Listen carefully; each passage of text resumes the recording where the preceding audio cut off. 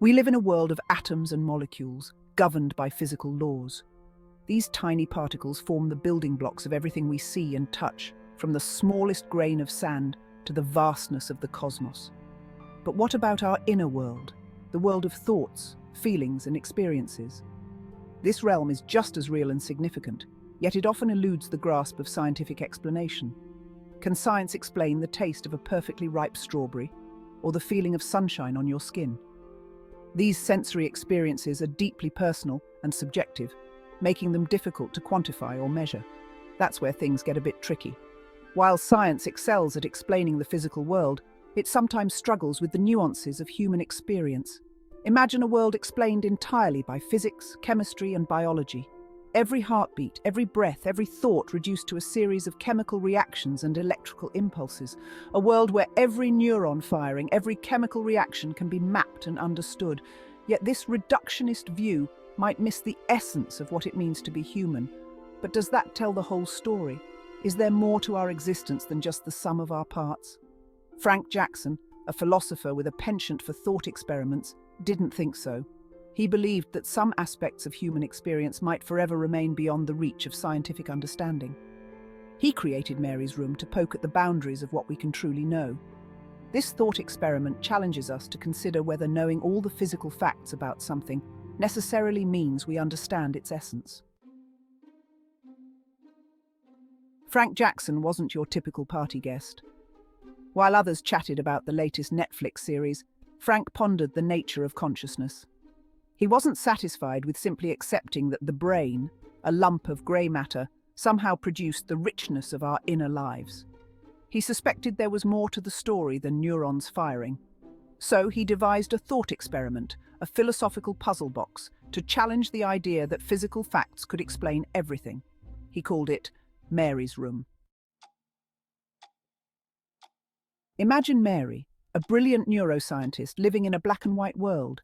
She knows everything there is to know about color vision, the physics of light, the biology of the eye, the neural pathways in the brain. But she's never actually seen color herself. One day, Mary steps outside her monochrome world and sees a red apple for the first time. Does she learn something new? Does experiencing color add to her understanding in a way that all her scientific knowledge couldn't?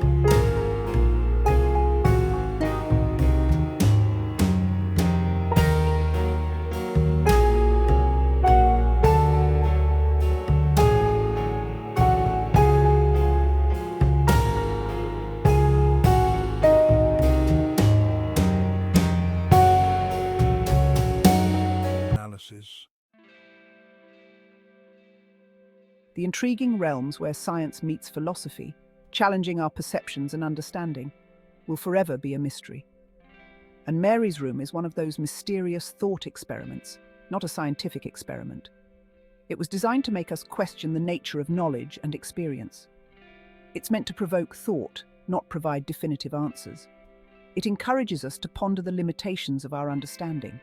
It highlights the limits of our current understanding of consciousness, pushing us to think beyond the conventional boundaries of science, and the potential for there to be more to reality than meets the scientific eye. It suggests that our sensory experiences might hold secrets that science has yet to uncover. It's a reminder that while we can dissect the brain, analyze its structures, and map its every function, we still grapple with the profound mystery of consciousness. The mystery of subjective experience, the personal internal world that each of us navigates daily, the what it's like to see red or taste a strawberry, remains a tantalizing enigma. These simple experiences are rich with complexity. So, the next time you savor a delicious meal, take a moment to reflect on the depth of that experience, or marvel at a sunset. Remember, Mary, think about the layers of perception and understanding involved. There might be more to experience than science can currently explain. The universe is vast, and our journey to understand it is just beginning. And for Baz and myself, we want to thank you once again for joining us. And we will see you in the next episode of Philosophical Flicks.